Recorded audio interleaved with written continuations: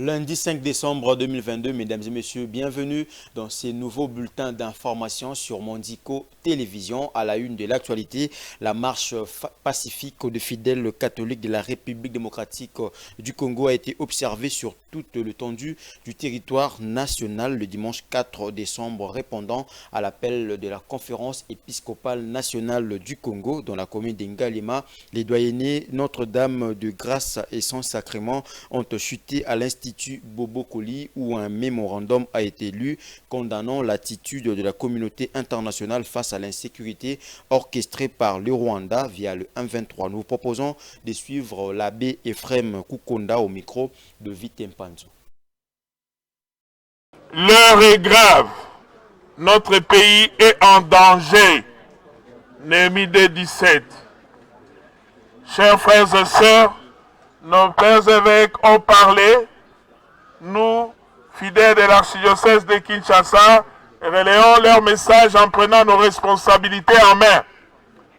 Chers frères et sœurs, regardons où nous risquons d'aller.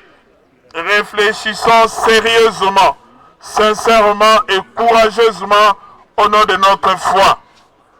Nous sommes profondément inquiets et préoccupés par la détérioration continue de la situation sécuritaire et humanitaire que traverse notre pays.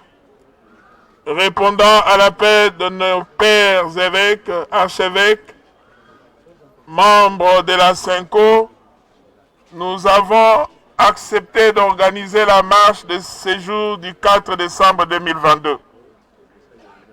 Motivation de la manifestation publique. Nous voulons dénoncer à travers notre marche quelques faits saillants qui nous préoccupent au plus haut point, notamment la guerre d'agression imposée à la RDC par le Rwanda, voire l'Ouganda, ce sous couvert du mouvement terroriste dénommé M23. La communauté internationale affiche une attitude hypocrite et complaisante qui frise la complicité. La communauté internationale affiche une attitude hypocrite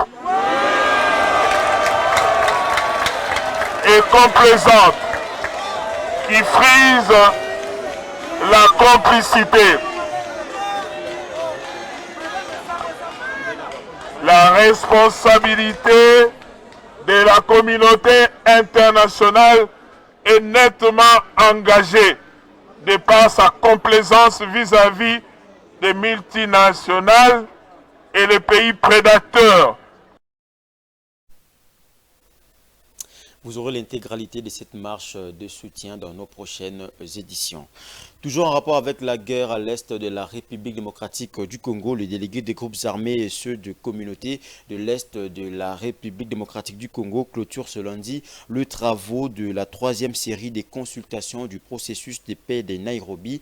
Le M23 est toujours exclu de ces assises lancées il y a de cela une semaine. Ces mouvements qualifiés par les autorités congolaises des groupes terroristes avaient jusqu'au 30 novembre, selon les décisions du ministre Médé Luanda, pour ces désarmer et s'est cantonné sous le contrôle de l'armée congolaise et de la force régionale de l'EAC en collaboration avec la MONUSCO. Jusque-là, le M23 garde les positions conquises à Nairobi.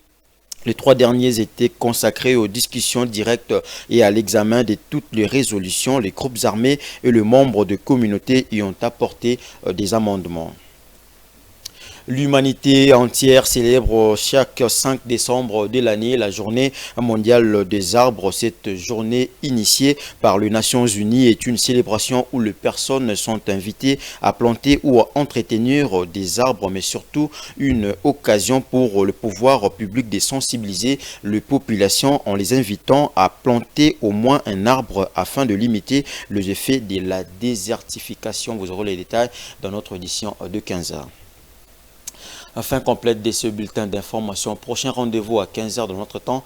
Bonne suite des programmes sur Mondico Télévision.